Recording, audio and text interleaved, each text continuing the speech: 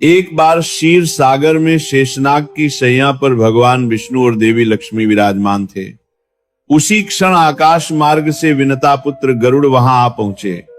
गरुड़ ने दूर से ही भगवान विष्णु और माता लक्ष्मी को दर्शन करते हुए विनम्रता पूर्वक प्रणाम किया और समीप आए। भगवान विष्णु ने मृदु मुस्कान के साथ आंखें खोली और गरुड़ का स्वागत किया। गरुड़ ने हाथ जोड़कर कहा, हे प्रभु नारायण, हे माता महालक्ष्मी, आपको कोटि कोटि प्रणाम।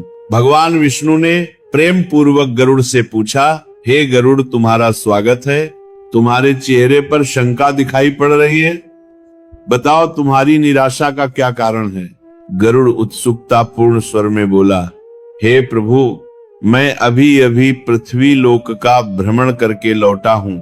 वहां मैंने अनेक मनुष्यों को देखा जो प्रतिदिन घर के मुख्य द्वार पर दीपक जलाते हैं, फिर भी दुखी और क्लेश पूर्ण जीवन जीते हैं।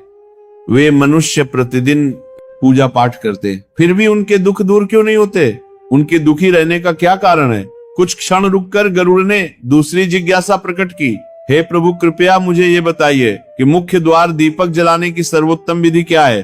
फिर गरुड़ ने माता लक्ष्मी की ओर देखकर कहा, हे माँ लक्ष्मी, पृथ्वी लोक में अनेक स्त्रियां अपनी चौखट पर आपके स्वागत में दीपक जलाती है, लेकिन आप उनके घरों में प्रवेश क्यों नहीं करती? माँ लक्ष्मी ने सराहना भरी दृष्टि से गरुड़ को देखा। भगवान विष्णु गंभीरता से बोले, हे पक्षीराज, तुम्हारे सभी प्रश्न उचित हैं। तुमने अत्यंत महत्वपूर्ण विषय पर प्रश्न किया है। दीपक जलाना मानव जीवन का एक अनिवार्य कर्म है। दीपक जलाने से ही शरीर और मन की शुद्धि होती है, घर में सकारात्मक ऊर्जा बढ़ती है और मनुष्य पूजा पाठ जैसे पवित्र कर्मों के योग्य बनता है। परंतु सही विधि और समय का पालन न करने पर उसका पूर्ण फल नहीं मिलता। बहुत से लोग अपने घर के मुख्य द्वार पर दीपक जलाते हैं, परंतु वे यह नहीं जानते कि दीपक को सही तरीके से कैसे जलाया जाए। गलत तरीके से दीपक जलाने पर गलत फल ही मिलता है। गरुड़ बोले, प्रभु कृपा कर बताइए, दीपक जलाने की सही शास्त्रीय विधि क्या है और इसका महत्व क्या है। भगवान विष्णु मुस्कुराए और बोले, गरुड़, दीपक के बिना कोई भी पूजा, हवन या यज्ञ पूर्ण नहीं होता। दीपक शुभ और अशुभ के संकेत देता है। पूजा के दौरान दीपक में फूल बनना, बिना हवा के बुझ जाना या बाती का पूरा जल जाना, ये सभी पूजा की सफलता और बाधाओं के संकेत हैं। इसलिए दीपक का सही प्रयोग अत्यंत आवश्यक है। गरुड़ जी ने पुनः पूछा, हे नाथ, दीपक कहाँ जलाना चाहिए? क्या सीधे दहलीज पर दीपक रखना उचित है? विष्णु भगवान बोले, नहीं गरुड़, दीपक को कभी भी दरवाजे की दहलीज पर या मुख्य द्वार के बिल्कुल सामने नहीं रखना चाहिए। दीपक की सही विधि है, पहला दीपक घर के मंदिर में प्रज्वलित करो, दूसरा दीपक तुलसी माता के पास रखो और तीसरा दीपक मुख्य द्वार के बाहर लेकिन साइड में रखो। दीपक दरवाजे के बाहर बाईं ओर रखें। दीपक का मुख पूर्व या उत्तर पूर्व की ओर हो। दीपक की लौ अंदर की तरफ रहे।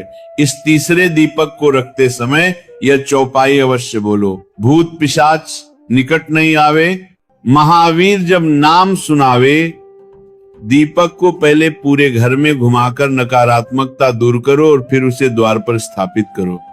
गरुड़ बोले, हे प्रभु, दीपक जलाने का श्रेष्ठ समय कौन सा है? श्री कृष्ण बोले, दीपक को संध्या काल में अर्थात गोधूलि बेला में जलाना श्रेष्ठ और अत्यंत शुभ माना गया है। यह समय लगभग जब सूर्य अस्त हो रहा होता है और गायें घर लौटती हैं। इस समय दीपक जलाने से नकारात्मक शक्तियां दूर होती हैं, सकारात्मक ऊर्जा आती है, वास्तु दोष शांत होते हैं, पितृ दोष मिटता है, घर की कलह घटती है और महालक्ष्मी का प्रवेश होता है। अगर घर के दरवाजे पर दीपक जला रहता है तो लक्ष्मी उस घर में प्रवेश करती है, क्योंकि ब्रह्म मुहूर्त और संध्या दो समय ऐसे है जिस समय लक्ष्मी और उनकी बहन दरिद्रता दोनों भ्रमण के लिए निकलती है।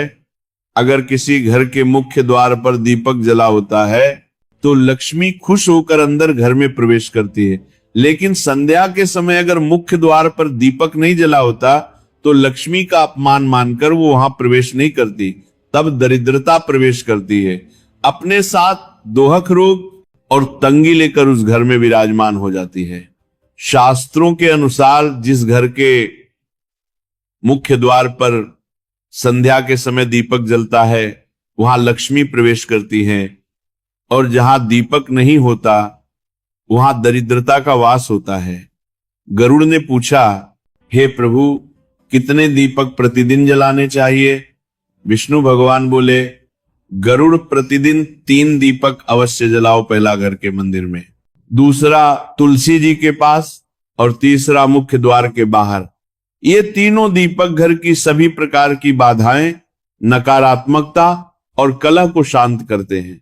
गरुड़ बोले, दीपक किस तेल या घी से जलाना चाहिए? विष्णु भगवान बोले, शास्त्रों के अनुसार सरसों का तेल हर जगह उपयोग नहीं करना चाहिए। सरसों का तेल केवल शनिवार, शनिदेव, पीपल वृक्ष और भैरव देव के लिए उचित है। प्रतिदिन घर में दीपक हमेशा गाय के घी या तिल के तेल से प्रज्वलित करना चाहिए।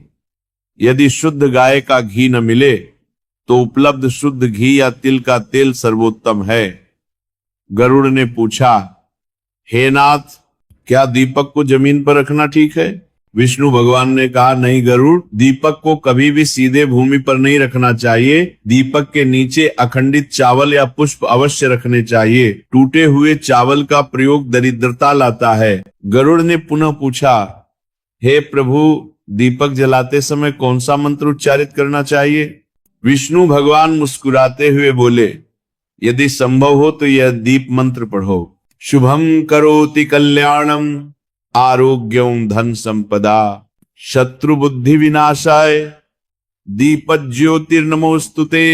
दीप ज्योति परम ब्रह्म, दीप ज्योति जनार्दन, दीपो हृतु में पापम, संध्या दीपो नमोस्तुतिच। यदि यह याद न हो, ओम श्री लक्ष्मी माता नमः, अपने इष्ट देव का कोई भी मंत्र जपते हुए दीपक जला सकते हो। मौन रहकर पूजा नहीं करनी चाहिए, क्योंकि शास्त्रों में मंत्रोच्चार के साथ ही शुभ कर्म पूर्ण होते हैं।